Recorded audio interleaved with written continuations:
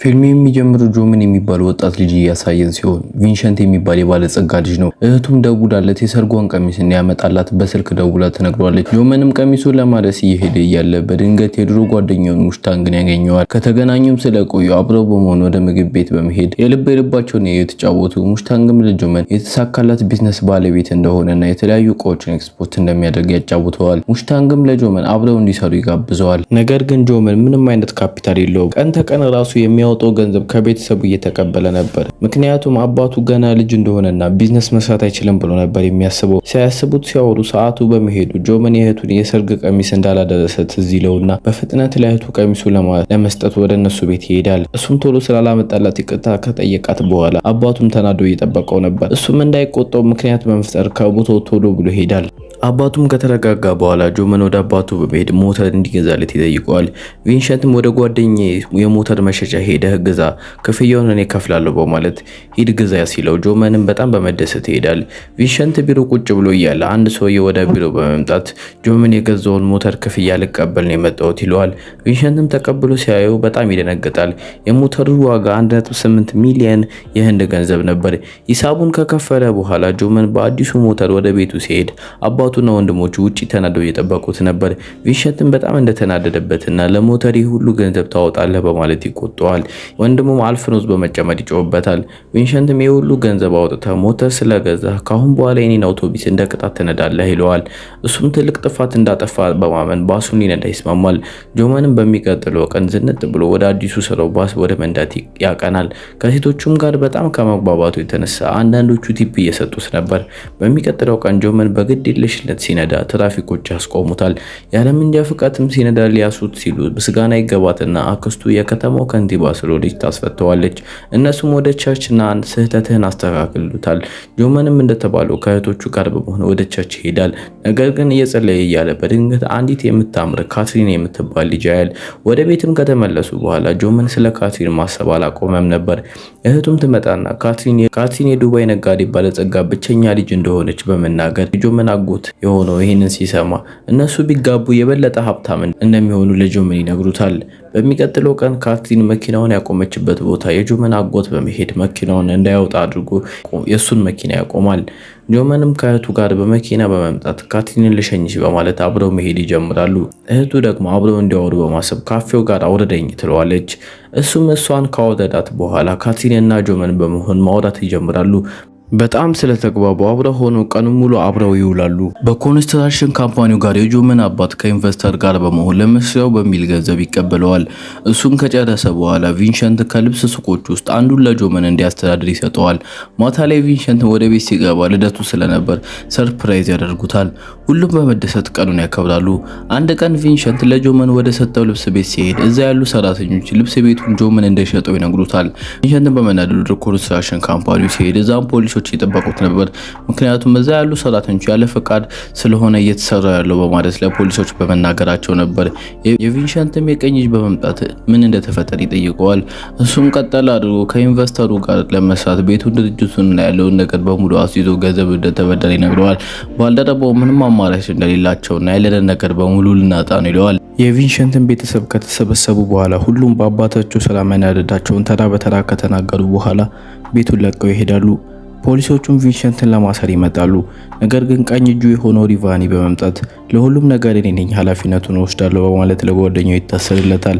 ቪንሰንትም ይህንን ሲያይ ክፉኛ ልቡ ይሰበራል። ቪንሰንትም ተስፋ በመቁረጥ ለጆመን ከዚህ ቤት መውጣት እንዳለባቸው ያለበለዚያ ባንኮች መጥተው ከዚህ እንደሚያስወጣቸው ይነግረዋል። ጆመንም አባቱን በመያዝ ትሩፐር ከተማ ወደ ተከራየው ቤት ይሄዳሉ። እዛም ከደረሱ በኋላ ቪንሰንትም ስለደከመው ይተኛል። ከእንቅልፉ ሲነሳም የጆመን ጓደኛ ሙሽታንግ በመምጣት ቡና ይሰጠዋል። በመቀጠል አብረው በመሆን ጆመን እና ሙሽታንግ ወደ ከፈቱት ፋብሪካ ይዞት ይሄዳል። እዛም እየሳዩት ጆመን የገዛለትን ሞተር ሸጦ እንደከፈቱት ሲነግሩ ቪንሰንትም ልጁን እያየ ይገረማል። በሚቀጥለው ቀን ጆመን ወደ ስራው ሊሄድ ሲል አባቱ ለምሳው የሚሆን ምግብ ሰርቶ ይሰጠዋል። ጆመንም ወደ ስራ ቦታ ሲሄድ የተለያዩ ሰዎች እየመጡ ሙሽታንግ የተበደረውን ገንዘብ እንዳለና እንዲሰጣቸው ጆመንን እየመጡ ይጠይቁታል። ከዛም አልፎ ሙሽታንግ ድርጅታቸውን አስይዞ ገንዘብ ተበድሮ ነበር። ይህንንም እንዳወቀ ጆመን ወደ ሙሽታንግ በመሄድ መደብደብ ይጀምራል። ከዛም በኋላ የአባቱን ህልም ገደል እንደከተተውና ከአሁን በኋላ ምንም አይነት ገንዘብ የምናገኝበት መንገድ የለም በማለት ወደ ቤቱ ከተመለሰ በኋላ አባቱ እንደያዘን የተፈጠረው ምንም ሳይነግረው ወደ ሀብታሞቹ ወንድሞቹ ጋር ይሄዳል። ነገር ግን እነሱ እንዳዘኑና በአባታቸው ስህተት እንደተናደዱ ይነግሩታል። ጆመንም በእነሱ ንግግር ክፉኛ በማዘንና በመናደድ እናንተ የሚያሳስባችሁ ገንዘብ እንጂ አባታችን አይደለም በማለት ተነስቶ ይሄዳል። ጆመንም ወደ ቤቱ እያለ ካትሪን ደውላለት እንደናፈቃትና በተፈጠረባቸው ነገር እንዳዘነች ነግራው ወደ ቤታቸው እንዲመጣ ተጋብዘዋለች። ጆመንም ወደ እነ ካትሪን ቤት ይሄዳል። ካትሪንም በደስታ ተቀበለዋለች። ነገር ግን የካትሪን እናት በግንኙነታቸው ደስተኛ አልነበረችም። ምክንያቱም እነ ጆመን የባንክ ዕዳ ውስጥ ስላሉ ነበር። ጆመንም ይህንን ሲሰማ ይቅርታ በመጠየቅ ለካትሪን ግንኙነታቸው እዚህ ጋር ያብቃ በማለት በማዘን ይሄዳል። በሚቀጥለው ቀን ጆመን እየተዘዋወረ የተለያዩ ቦታዎች ስራ ለመፈለግ ይሞክራል። በድንገት የድሮ ጓደኛውን ያገኘዋል። ጆመንም ስራ እየፈለገ እንደሆነ ሲነግረው ጓደኛውም ያጋጠማቸውን ስለሚያውቅ ወደ አንድ ፋብሪካ ወስዶት ስራ በሻጭነት እንዲያገኝ ይረዳዋል። ጆመንም በደስታ በመሆን ይህን ስራ መስራት ይጀምራል። አንድ ቀን መንገድ ላይ ጆመን የሆኑ ሞተረኞች ያይና ድሮ ሀብታም የነበሩበትን ጊዜ ያስታውሳል። እህቱም ትደውልለትና የተወሰነ ገንዘብ ልኬላችኋለሁ ትለዋለች። ነገር ግን ምንም ባሏ ሳያውቅ እንደላከችላቸውና ለማንም እንዳይናገር ትነግረዋለች። ጆመንም በደስታ አመስግኗት ስልኩን ይዘጋዋል። ጆመን አንድ ቀን በመንገድ ላይ ሙሽታንግን ያየዋል። እሱም በመምጣት ይቅርታ ጠይቆ ትንሽዬ አዲስ ቢዝነስ እንደጀመረና አብሮት እንዲሰራ ምንም አይነት ገንዘብ እንደማያዋጣ ይነግረዋል። ጆመንም ይቅርታ አድርጎለት አብሮት ሊሰራ ይስማማል። ቪንሰንትም ሲጋራ ለመግዛት ከቤት ይወጣል። ነገር ግን እሱ የሚፈልገውን አይነት ሲጋራ አላገኘም ነበር። አንድ ፐርሙል የሚባል ሰውዬ ይመጣና አንተ የምትፈልገውን ሲጋራ የት እንደሚሸጥ አውቃለሁ በማለት ይዞት ይሄዳል። ፐርሙልም ልብስ ስፌት እንደነበረው ነገር ግን ከሱ እንደዘጋው ያጫውተዋል። ቪንሰንትን በማዘን ልዩ ድርጅት ውስጥ እንዲሰራ ሲጠይቀው ፐርሙል በደስታ በመስማማቱ ጆመን ወደሚሰራበት ድርጅት ይዞት አብረው ይሄዳሉ። እዛ ግን እንደገባ ያልጠበቀውን ነገር ይነግሩታል። የበፊቶቹ ባለቤቶች የባንክ ዕዳ ውስጥ ስላሉ ድርጅቱ እንደተሸጠ ይነግሩታል። ቪንሰንትን በማዘኑ ቆሞ ይቀራል። ፐርሙልም እንዲረጋጋ ያደርገዋል። ማታ ላይ ጆመን ወደ ቤት ሲመጣ ቪንሰንት ስለዋሸው በመናደድ በጥፊ ይመተዋል። ከዛም ለምን እንደዋሸው ሲጠይቀው ጆመን ይቅርታ በመጠየቅ ያልነገርኩህ ልጅህ ዕዳ ውስጥ እንደገባ ስትሰማ እንዳታዘን ነው በማለት ለአባቱ ይነግረዋል።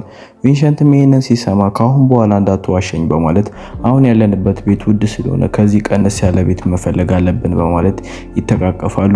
ከዛ አዲስ ወደ ተከራዩት ቤት ይገባሉ። እዚህም ከገቡ በኋላ በደስታ ህይወታቸውን በመቀጠል ጆመንም ስራውን ጠንክሮ እየሰራ ሲሆን ቪንሰንትም ለጆመን ሁሌም ቢሆን አመስጋኝ ሁን ላለህ ነገር ይለዋል። የቪንሰንትም ቀኝ እጅ ከእስር ቤት ይፈታል። በሚቀጥለው ቀን ጆመን ወደ አንድ ልብስ ፋብሪካ ይሄዳል። የፋብሪካዋን ጸሐፊ የሆነችውን ቪዲሄ ያገኛታል። ጆመን የመጣው አዲስ ከፈተው ትንሽዬ ፋብሪካ አብረው እንዲሰሩ ፕሮፖዛል ሊያስገባ ነበር። ነገር ግን በኢሜይል ካላስገባ እንደማይቀበሉት ስላወቀ የድርጅቱን ዋይፋይ ፓስወርድ እንድትነግረው ቪዲዮን ይጠይቃታል። ነገር ግን እሷ አልነግርም ስትለው ወደ ማናጀሩ በመግባት በብልሃት የዋይፋዩን ፓስወርድ ካስከፈተው በኋላ ፕሮፖዛሉን ካስገባ በኋላ ወደ ፋብሪካው ይሄዳል። ጆመንም ለሙሽታንግ ለደንበኞቻቸው የሰራነውን ልብሶች በአውቶቢስ አድርስ ገንዘብ ለመቆጠብ ይለዋል። ነገር ግን ሙሽታንግ አውቶቢሶቹን በጣም ቀርፋፋ ስለሆኑ ለደንበኞቻቸው በፈለጉት ሰዓት ማድረስ አንችልም ይለዋል። ጆመንም በመናደር ራሱ እቃዎቹን ለማድረስ ይወስናል። በባስ ጣቢያ ውስጥ ጆመን በድጋሚ ቪዲዮን ያገኛታል። በመንገድ ላይም ጆመን ጋደም ካለበት ሲነሳ ባሱ ቆሞ ጭቅጭቅ ይሰማል። ከመኪናውም ሲወርድ ሹፌሩ ሰክሮ አልነዳም በማለት ችግር ይፈጥራል። ተሳፋሪዎቹን በጣም ተናደውና ቸኩሎ ስለነበር ጆመን የባሱን ቁልፍ ይወስዳል። ከዚህም በፊት ጆመን የአባቱን አውቶቢስ ስለሚነዳ ባሱን በመንዳት ተሳፋሪዎችን ወደሚፈልጉበት ቦታ ያደርሳቸዋል። በዚህም ሰዎቹ በጣም ስለተደሰቱ ለጆመን ምስጋናቸውን ያቀርቡለታል። ጆመንም እቃውን ለደንበኞቹ ካደረሰ በኋላ ለፋብሪካው እቃ ሲገዛ ስለመሸበትና ወደ እሱ ከተማ የሚመለስ ባስ ስላልነበር ተናዶ እያለ በአጋጣሚ ፐርሙልን ያገኘዋል። ፐርሙል ለዚህ ምሽት እኔ ጋር እደር በንጋታው ትመለሳለህ በማለት ወደ ቤቱ ይዞት ይሄዳል። ጆመንም ወደ ፐርሙል ቤት ሲሄድ ቪዲዮን ያገኛታል። የፐርሙል ልጅ ነበረች። ከዛም አብሯቸው ወራት ከበላ በኋላ ወደ መኝታው ይሄዳል። ነገር ግን እንቅልፍ ሊወስደው አልቻለም። እዛ አካባቢ በነበሩት ቢምቢ ምክንያት ከዛም ቪዲዮ በመምጣት የሚለበስ ሰጥተው አብረው የተለያዩ ነገር እያወሩ ይነጋል። በዚህም የበለጠ ይቀራረባሉ። ከትንሽ ቀናት በኋላ ፐርሙል ለቪንሰንት አዲስ ስራ ያገኝለታል በስፌትነት። ቪንሰንትም ይህን ስራ የሚሰራው ጆመን ለሲጋራ የሚሆን ገንዘብ እየሰጠው ስላልነበረ ሲጋራ ሊገዛ ነበር። በሌላ ትዕይንት ጆመን ቪዲዬ እና ሙሽታንግ ካፌ ውስጥ ቁጭ ብሎ እየተዝናኑ ባለበት ሰዓት አንድ ሰው ለቪዲዬ በመደወል ያለባትን ዕዳ እንድትከፍል ይነግራታል። ቪዲዬ ግን ምንም ገንዘብ ስላልነበራት የተወሰነ ጊዜ እንዲሰጣት ትጠይቀዋለች። ጆመንና ሙሽታንግም ስታወራ ሰምተዋት ስለነበር ከመጀመሪያ ስራቸው ያተረፉትን ገንዘብ ይሰጧታል። ቀጠል በማድረግም አብረው እንዲሰሩ ይጠይቋታል። እሷም አመስገናቸው ዕዳዋን ትከፍላለች። እና ቪዲዬ ቤት ትንሽ ድግስ ስለነበር ፐርሙል ቪንሰንትን ሲጋብዘው ቪዲዬ ደግሞ ጆመንን ጋብዘው ስለነበር እዛ ድግስ ላይ ይገናኛሉ። እነሱም እንደማይተዋወቁ በመሆን እንደ አዲስ ይተዋወቃሉ።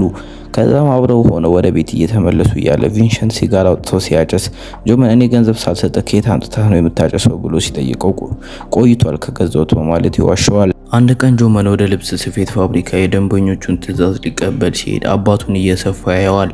እሱም አባቱን ከዛ ካስነሳው በኋላ ለምን ሳይነግረው እንደሚሰራ ይጠይቀዋል። ቪንሰንትም የሚሰራው እሱ የሚፈልጋቸውን አንዳንድ ነገሮች ለማሟላት ነው ይለዋል። ማታ ላይ ጆመን ከስራ ሲመለስ ለአባቱ ከውጭ የሚመጣውን የሚፈልገውን ሲጋራ ይዞለት ይመጣል። ቪንሰንትም ሲደሰት ጆመን ለሲጋራ ገንዘብ የማይሰጠው ጤነኛ እንደሆነና ብዙ እድሜ እንዲኖር እንደሆነ ይነግረዋል። ይህንን ሲሰማው ቪንሰንት ሲጋራውን ውሃ ውስጥ በመጣል ከአሁን በኋላ ሲጋራ ማጨስ አቁማለሁ ማለት ቃል ይገባለታል። የነ ቪዲዬ ማናጀር የሆነው ቪዲዬን ይጠራትና አንድ ከፍራንስ የህንድን ባህላዊ ልብሶች የምትፈልግ ሴት እንዳለችና የምትፈልገው ነገር ካለ እንድታገዛት ይዛታል። ነገር ግን ቪዲዬ እና ሴትየዋ ስላልተግባቡ ጆመንን ደውላ ትጠራዋለች። እሱም ከተማውን እያስጎበኛት የሱ ድርጅት እንደሚሰራላት አሳምኗት ሊያሳያት የህንድ ባህል ልብስ ወደሚሰራበት መንደር ይዟት ይሄዳል። እሷም በመስማማት ከህንድ ወደ ፍራንስ ሊልክላት ይስማማል። ጆመንም ከሙሽታንግ ጋር ሲያወራ ይህን ለመስራት በጣም ብዙ ገንዘብ እንደሚያስፈልጋቸውና ይህንን መስራት እንደማይችሉ ይነግረዋል። ነገር ግን ማታ ላይ ጆመን ተኝቶ በህልሙ ትናንሽ የህንድ የሚፈትሉት ይመጡለታል። ይህንንም እንደ መፍትሄ አይቶት ሲነቃለት በጠዋት ወደ እነሱ አካባቢ በመሄድ አብረው እንዲሰሩና ሌሎች ድርጅቶች ከሚከፍሏቸው የበለጠ እከፍላቸዋለሁ ልብሶቹ ወደ ፍራንስ ሲላኩ በማለት ይጠይቃቸዋል። የሚሰሩትም ይስማማሉ። ብዙ ቀናትም ሳይፈጅባቸው ሁሉንም ትዕዛዝ በማጠናቀቅ ልብሶቹን ወደ ፍራንስ ይልካሉ። ባሳዩትም መሻሻል ባንኮች ብድር ይፈቅዱላቸዋል። ጆመንም ይህንን ገንዘብ ለልብስ ሰፊዎች የቀረውን ደግሞ በባንክ የተወሰደባቸውን የበፊቱን ቤታቸውን ይገዛበታል። በሚቀጥለው ቀን እና ጆመን እቃቸውን በመያዝ ወደ ድሮ ከተማቸው እየተመለሱ ያለ ቪንሰንት ለልጁ በስራው እንደኮራበት ይነግረዋል። ቤታቸውም ከደረሱ በኋላ ሁሉም የቪንሰንት ቤተሰቦች ይሰበሰቡና በደስታ ያከብራሉ። ወንድሞቹና እህቶችም ጆመንን ያመጉታል በሰራው ስራ። በመቀጠል ቤተሰቡ ሁሉም የተወሰደባቸውን ንብረት ተጨማሪ ፖሊስ የሚወሰደባቸውን የኮንስትራክሽን ካምፓኒ ያስመልሳሉ። አንድ ጠዋት ላይ ጆመን አባቱን ስፖርት እንዲሰሩ ጠይቆት አብሮ ሆኖ ይወጣሉ። ከዛም ቪንሰንት ፐርሙልና ቪዲዬን ሲያያቸው ይደነግጣል። ጆመንም ከቪዲዬ ጋር ሊጋቡ ስለሆነ እዚህ ቤት እንደገዛላቸው ለአባቱ ሲነግረው ፊልሙ ያልቃል።